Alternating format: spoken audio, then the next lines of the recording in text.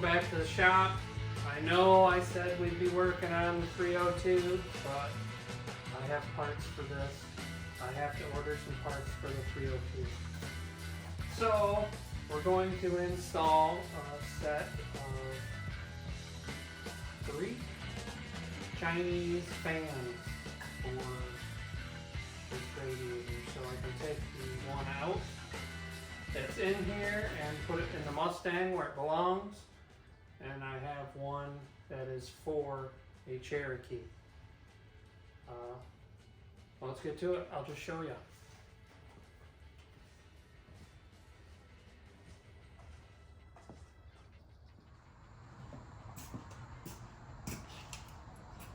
Okay, here's this Chinese set of fans for the Jeep Cherokee.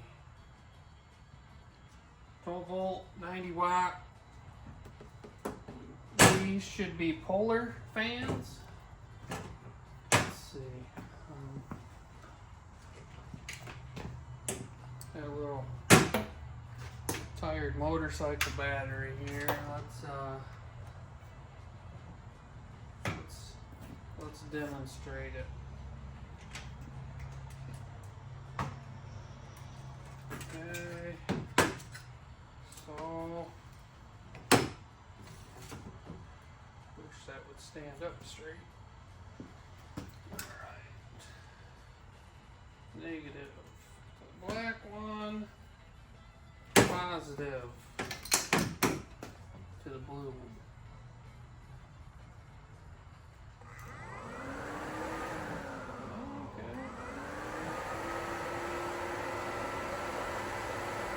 Definitely moved some air.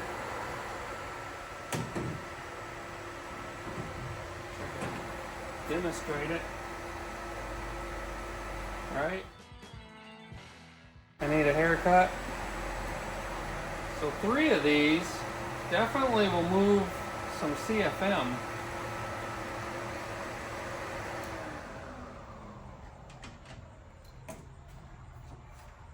Got bolts on the bottom, bolt right in, tabs in the top here. Welds look okay, TIG welded.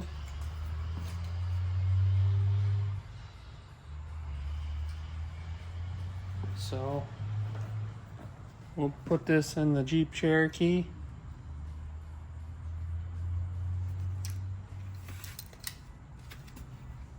See how it goes.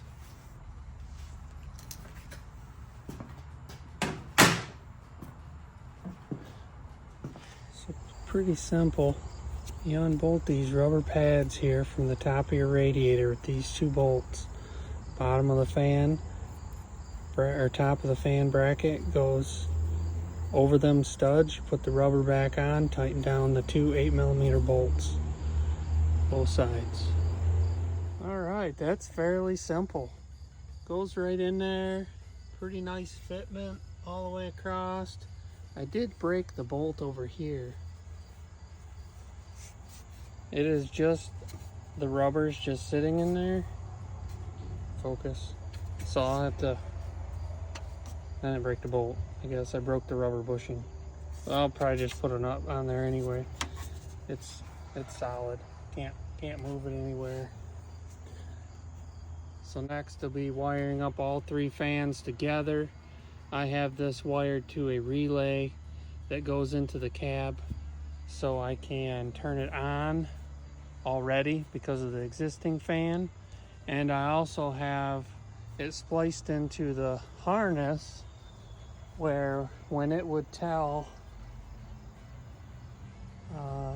the ECM that it was hot and it would normally kick on the air conditioning fan, I spliced into that wire, so if I ever forgot to turn the switch on, the computer would automatically turn these on, I think at like 195. Look, it is close here to the water pump, but it is not going to make connection or touch, rub, anything like that. And the reason mine is closer is because I lowered down the transfer case to try to get a little better driveline angles. But I have it severely angled down currently, and it's not going to touch anywhere. But yeah, we'll get her wired up now. Daisy chain all three of these fans together and then hook up the connection.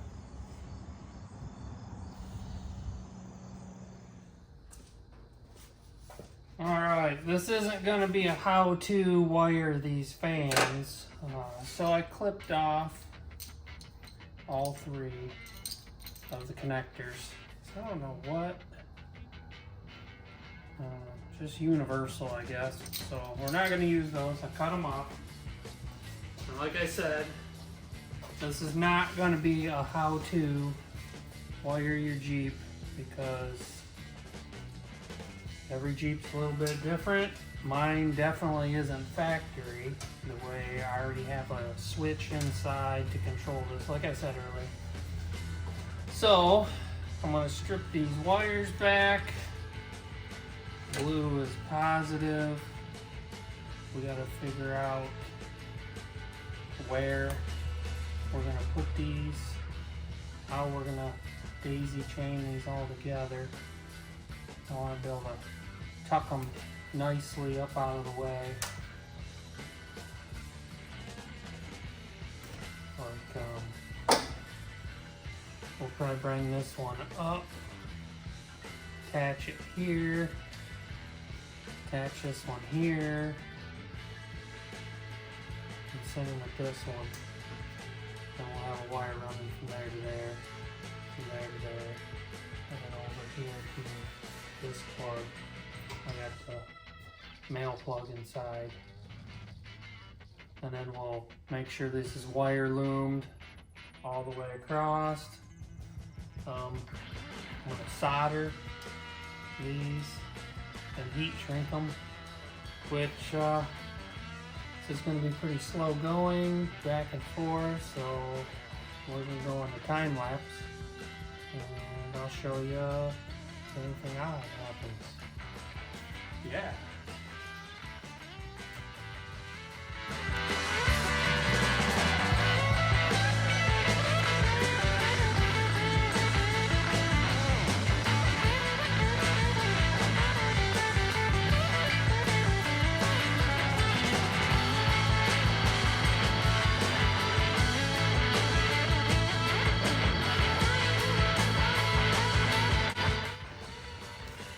Alright, I figured I'd stop in here for a second. You see, if I tuck these wires up, all in wire loom right across the top of the fan, they all should be nice and even. We got heat shrink on there, soldered. This is the connector that actually goes into the harness over here that used to run the factory AC fan for when the air conditioner was here. I used to have a mechanical fan, but adding this York compressor here, I could no longer have it. So now I'm down to the last one here. Last fan is tied in all the way across. So this plug is right here. So I'm gonna make a short little wire to connect the last little bit to the plug. All soldered, heat shrink, and then we'll wire loom it.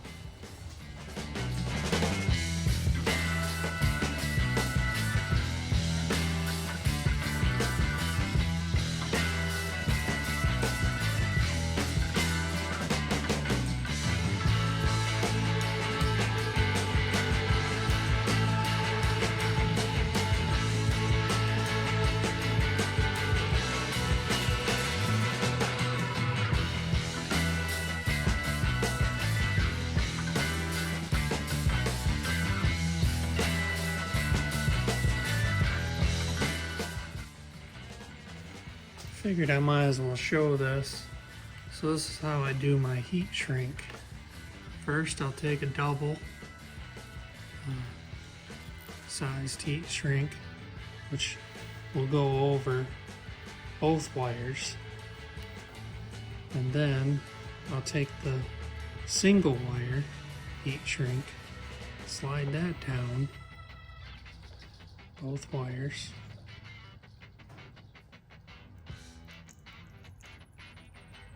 So now, when I solder these two on the end here, I'll be able to slide, I'll show you on the blue one so you can see it. I'll slide this up over top of the solder joint so it'll cover both wires. And I'll do the same on the black wire. And then when I'm done, I'll slide this double up over top of them both, and they'll be completely heat shrinked individually and then as one. So I'm doing all these wires.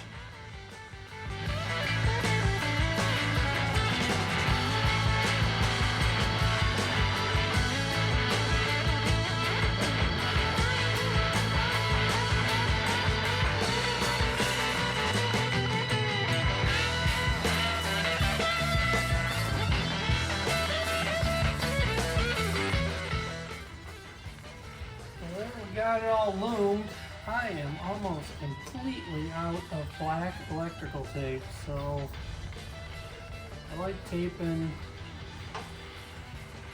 where this wire loom comes together.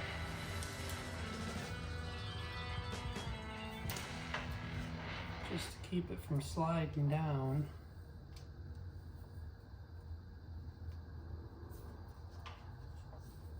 Man, I don't know if I'm enough. What? Pick some up, come back. But you can see what I'm talking about here. Oh. Yeah, that's it. Don't have enough. Anyway, tape here, here. That way this doesn't slide down at all. That's pretty much finished product. And we go just like this. Got some zip ties. I've got some different style clamps we can put on there.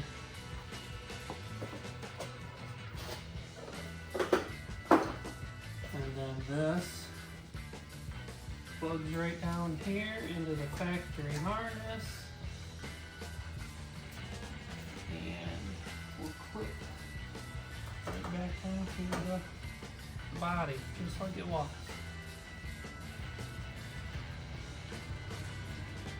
And for right now, I'm gonna grab some zip ties just to hold it out of the way.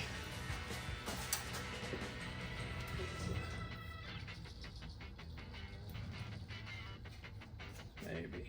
It might be really tricky to get that to go through there. Not gonna happen. Okay. I'll have to use them grommet things that I have. But you get the idea, right? I'll show you. A couple used ones. So these go over the loom, pinch it down,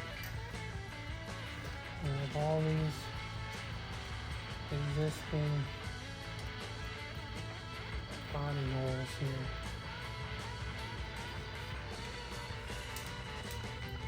And go right into this, something like that. I'll have a screw in there, another one in here, another one over here.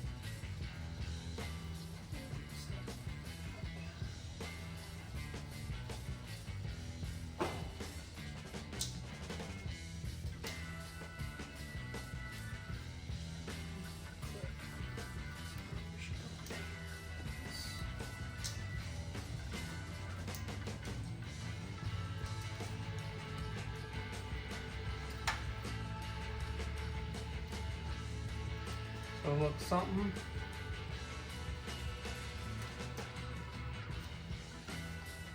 just like that. All be held down, secured, away from the motor. They won't go anywhere.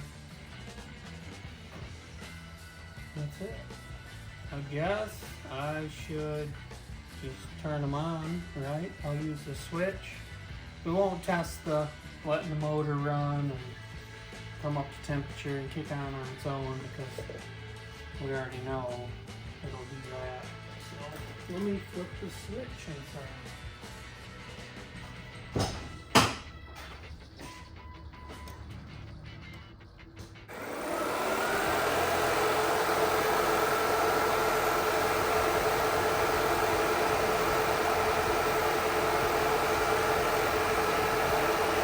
All three of them are going. I was having a little bit of trouble with my switch, flipping it back and forth in there.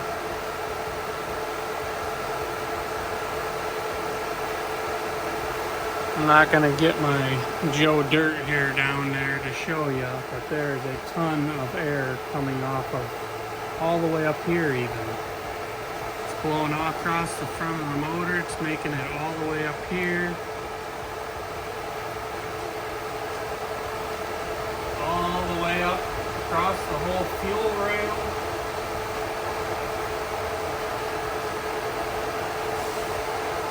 Yeah, that's quite a bit.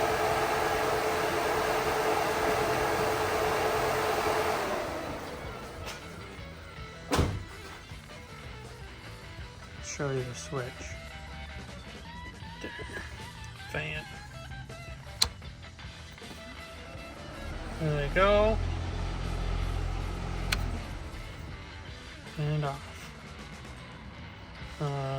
Those are for the lights up there in the hood. Don't mind my broken windshield. That's those. This one is for the rock lights. Every single wheel well has a light in it. And this is for the light bar up on the top. I have this switch. So this is going to go in place of right here. Gets rid of this cigarette lighter. You can see I have for my York air compressor. So that'll be nice to be able to turn that on and off from inside the cab. And also two more auxiliary light switches. Might do something at the back of the Jeep or something like that. I have a couple extra set of pod LED lights. But that is it.